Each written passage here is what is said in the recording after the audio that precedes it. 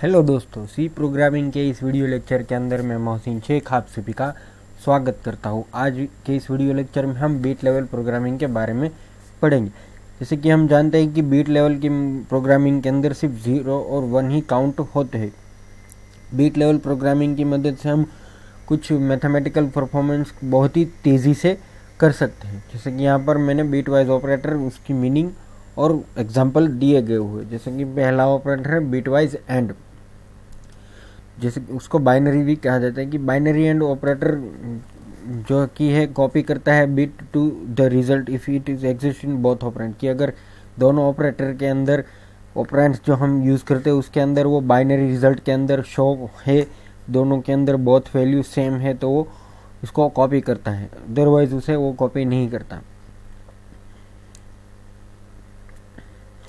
अब उसी तरह बाइनरी और के अंदर क्या होता है कि अगर वो ऑपरेटर के अंदर कंटेन करता है कि एग्जिस्ट इन इधर ऑपरेंड्स की वो दूसरे ऑपरेटर के अंदर कंटेन करता है, तो वो 0 या फिर 1 कॉपी कर लेता है। उसके बाद बाइनरी एक्सओर ऑपरेटर कॉपी करता है कि वो सेट के अंदर 1 ऑपरेंड के हो लेकिन दूसरे के अंदर नहीं हो, तो उसको वो कॉपी कर लेता है।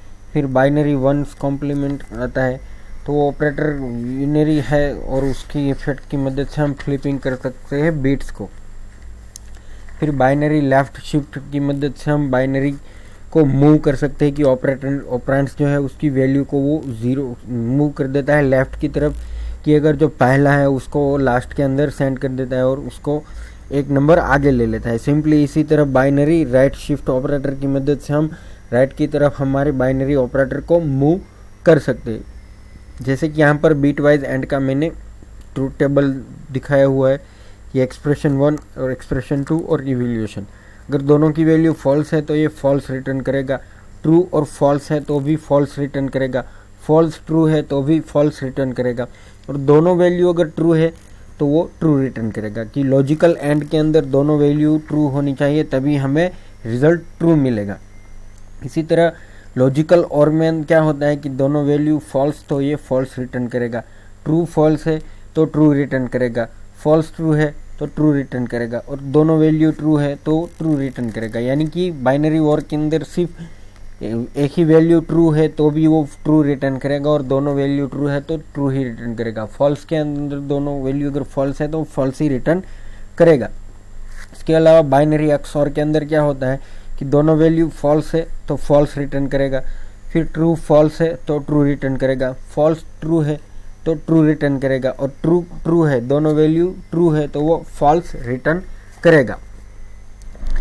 इसी तरह सिंपली इस मेथड को फॉलो करते हुए मैंने एक छोटा सा प्रोग्राम बनाया है जिसके अंदर मैंने अनसाइंड इंटीजर वेरिएबल ले लिए ए और बी, फिर उसके बाद इंटीजर वेरिएबल सी ले लिया। अब सी को मैं क्या करता हूँ कि उसके अंदर हमने हमारे binary bit level operator use करते हैं, जैसे कि a and b, c equal to a and b, c equal to a और बी, फिर उसके बाद c equal to a x और b, c complement ones complement a, फिर c equal to a shift 2 कि ए के को 2 shift करे, फिर c right shift left shift दोनों को 2 में शिफ्ट करे, और फिर रिटर्न 0 कर दे। इसको हम कंपाइल करते हैं और रन करते हैं, तो यहाँ पर हमें रिजल्ट मिल रहा है एंड के अंदर 2, फिर उसके बाद एक्स और के अंदर 63, एक्स और के अंदर 61, वंस के अंदर -51 और लेफ्ट शिफ्ट